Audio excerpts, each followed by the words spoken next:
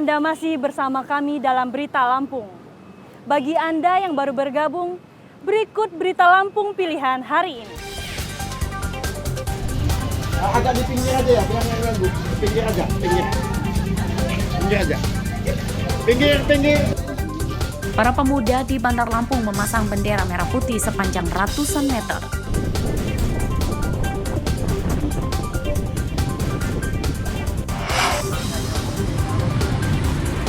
Seorang pemuda di Lampung Utara jadi korban penyekapan dan penganiayaan orang tak dikenal.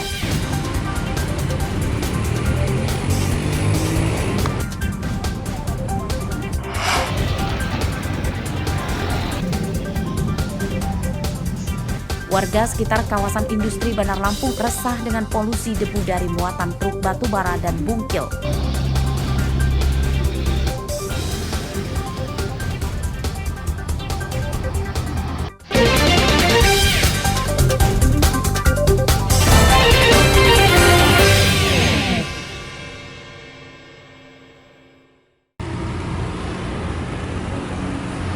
Seorang pemuda di Lampung Utara dilarikan ke rumah sakit akibat disekap, kemudian dianiaya oleh 3 orang tidak dikenal. Korban bernama Fajar Maulana, berusia 20 tahun. Menurut korban, penyekapan bermula saat ia akan bermain ke rumah temannya di Kelurahan Tanjung Aman, Kecamatan Kota Bumi Selatan. Saat di perjalanan, ia dicegat oleh 3 pelaku yang awalnya berpura-pura minta tolong diantarkan pulang. Tempat yang dituju rupanya rumah kosong. Di tempat itu, korban disekap selama lebih dari 4 jam dan dianiaya dengan kayu dan diperlakukan kasar. Korban akhirnya lolos setelah para pelaku meminta korban pulang, namun meminta BPKB dan STNK motor yang dibawa korban. Setelah dipukul, saya diseret dibawa ke rumah dia. Saya disekap, Bang. Di gudang di Punai, di rumahnya. Dipukul, ditendang, dipukul pakai bambu, diborgol, dimasukin kandang kucing, ditusuk-tusuk pakai bambu. Dari kita jam setengah 1 malam sampai jam 5 subuh. Saya disuruh pulang ambil BPKB, surat-surat motor. Nah di situ saya ada kesempatan, Bang. Belum diketahui penyebab para pelaku tega menyekap korban, apakah karena ingin membegal, memalak, atau ada motif lain. Kasusnya telah dilaporkan korban ke Polres Lampung Utara. Hingga Kamis siang, polisi belum memberikan keterangan terkait kejadian ini karena kasusnya masih dalam penyelidikan. Ardio Haba melaporkan dari Lampung Utara.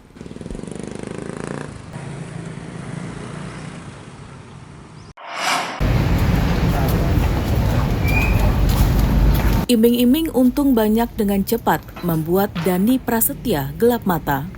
Bendahara salah satu perusahaan jasa pengiriman barang ini ditangkap polisi sektor Sukarame Bandar Lampung karena mencuri uang di tempat kerjanya sebanyak hampir setengah miliar rupiah. Uang curian itu dipakai tersangka untuk berjudi daring melalui ponsel bermodus investasi trading yang rupanya bodong. Tersangka membobol lemari berangkas perusahaan dengan mudah tanpa dicurigai pegawai lain sebab ia tahu sandinya.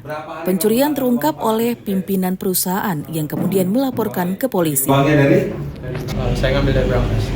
Maling dari berangkas uang di perusahaan itu kamu ambil? Semuanya 420 juta. Sejak kapan kamu mulai mengambil uang itu? 17 Juni sampai 18 Juni. 18 Juni. Pertama kamu ambil berapa? 20 juta. 20 juta. Yang paling besar terakhir berapa? Yang paling besar itu 230, tapi yang terakhir 60 juta. 60 juta. Itu uang tunai ya?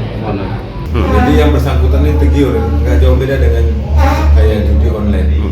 Invest 20 juta, dapat 21 juta dan terbayar itu juga. Jadi keinginan terus nambah-nambah, duit tidak ada, ngambil duit di berangkas punya perusahaan. Kebetulan yang bersangkutan ini admin di perusahaan tersebut dan memegang kunci berangkas tersebut. Berapa uang, Pak? Uangnya udah ada. Uangnya sekitar 400 juta. Uang hasil curian telah habis untuk berjudi. Polisi hanya menyita ponsel tersangka sebagai barang bukti. Atas perbuatannya tersangka terancam hukuman 7 tahun penjara. Robi Laste melaporkan dari Bandar Lampung.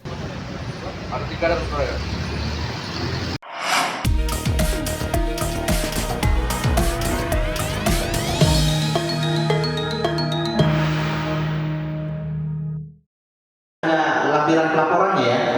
Nggak apa-apa. Daftar sementara atau DPS di Lampung Utara menurun hingga 7.113 pemilih. Pada Pilpres dan Pileg lalu, DPT Lampung Utara sebanyak 478.228 dan kini menjadi 471.115 pemilih. Di sini kawan-kawan dari PKB. Data ini disampaikan KPU Lampung Utara pada rapat pleno DPS Pilkada Lampung Utara Kamis siang. Total DPS ini tersebar di 232 desa dan nantinya akan dipastikan daftar pemilih tetap atau DPT-nya setelah 27 Agustus 2024. Penurunan jumlah pemilih berdasarkan hasil pendataan ulang pada Coklit beberapa waktu lalu. Penyebab menurunnya jumlah pemilih karena sebagian pindah domisili dan meninggal dunia. Di kita itu kan 479, 467. Kemudian disinkronisasikan dengan DP4, dia menjadi 42148. Penyebab turunnya ini kita tahu nggak karena apa? Ya, karena kan dinamika mobilitas kependudukan sangat dinamis ya. Mungkin ada yang pindah keluar, mungkin ada yang menjadi anggota TNI Polri, kemudian ada yang meninggal dunia. Ya, banyaklah penyebab faktornya. Khusus masyarakat ya, coba dicek di DPT online, pastikan mereka yang punya hak pilih, yang udah patut punya hak pilih sesuai undang-undang legislasi, itu harus menyodorkan KTP atau KK-nya untuk bisa dimasukkan dalam DPT. Itu aja. Untuk memastikan mendapatkan hak politik pada Pilkada 7 November mendatang, masyarakat diimbau untuk memeriksa apakah sudah masuk dalam daftar pemilih atau belum melalui situs resmi KPU. Ardio Haba melaporkan dari Lampung Utara.